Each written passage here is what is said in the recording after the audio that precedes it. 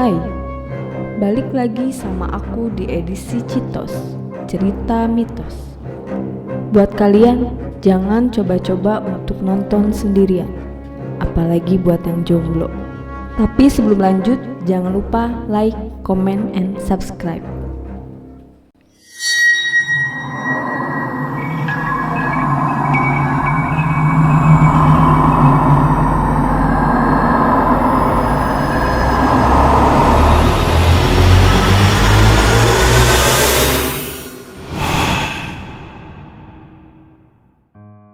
Hai Sobat Citos, kali ini aku mau bawain cerita yang diambil dari akun Twitter teman sisi lain.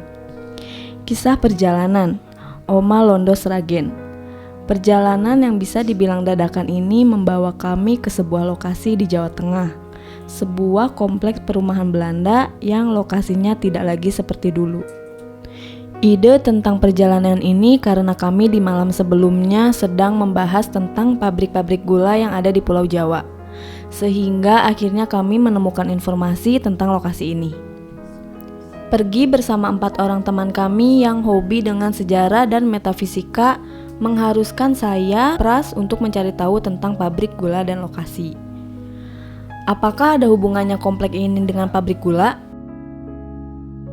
Dari beberapa literatur yang saya baca, perumahan ini dibangun sekitar tahun 1880 sebagai rumah dinas pegawai pabrik gula yang di dekatnya, sebagai rumah dinas administrasi dan jajarannya. Tentu rumah-rumah ini desain sedemikian rupa, untuk kenyamanannya juga kedekatannya dengan lokasi kerja. Administrator sendiri adalah pegawai pabrik yang bisa dibilang kepala pabrik, yang bertanggung jawab atas segala urusan pabrik. Jajaran administrator sendiri meliputi Zinder sebagai pengawas, chemiker sebagai di bagian kualitas dan laboratorium, serta masinis di bidang distribusi gula. Memang, lokasi pabrik gula pasti tidak jauh dengan rel kereta sebagai jalur distribusi ke kota-kota besar pada saat itu. Awal pertama kami datang, pembahasan pertama tentunya mengenai sejarah perumahan ini sendiri. Mulai dari awal dibangun yang sudah dibahas, lalu kepada bentuk atau ciri-ciri rumah Belanda pada umumnya.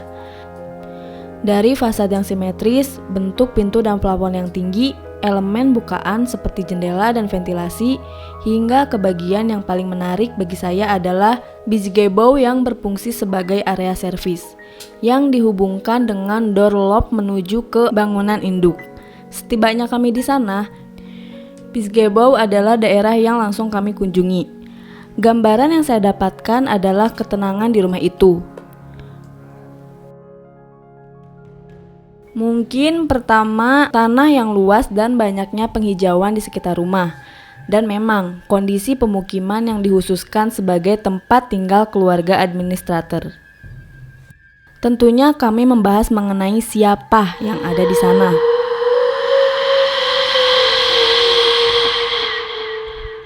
Langkah kaki membawa kami ke bagian ujung belakang tanah di mana ada sebuah sumur tua. Tentu, tanah dan bangunan yang sudah lama ditinggalkan sejak 1930-an pasti memiliki suatu energi astral yang menarik energi lain.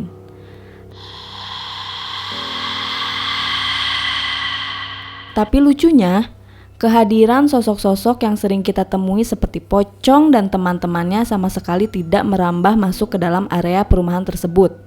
Seperti ada yang membatasi mereka agar tidak masuk ke dalam. Keberadaan mereka hanya di luar tanah pemukiman Belanda itu.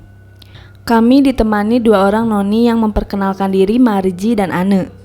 Mereka bercerita keseharian di zaman dahulu dengan bahasa Belanda. Untuk saya pasti membutuhkan sahabat saya Merin untuk menerjemahkan. Menurut mereka berdua, memang sangatlah nyaman rumah itu di waktu dahulu. Namun, itu semua berubah saat Nippon masuk ke Hindia Belanda waktu itu.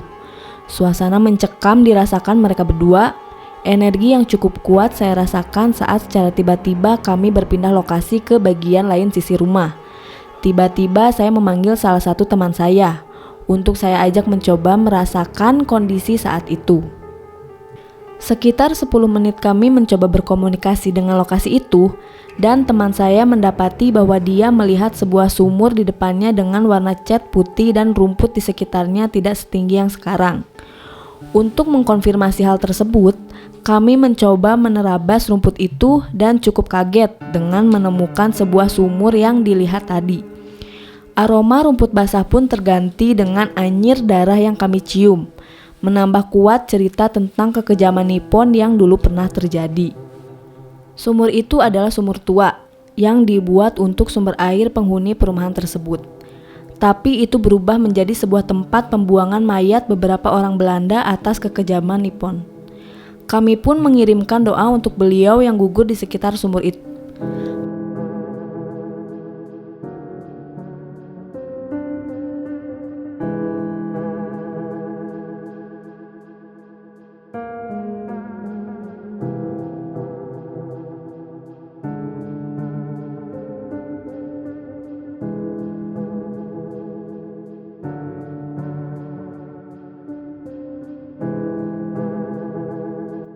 Perjalanan kami memanglah cukup singkat.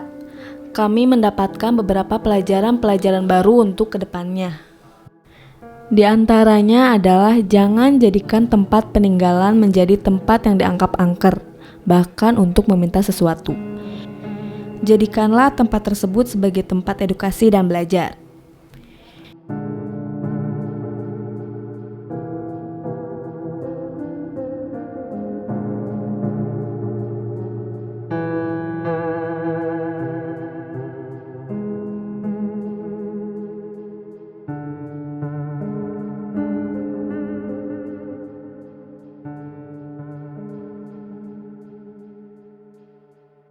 Itulah kisah perjalanan Omah Londo.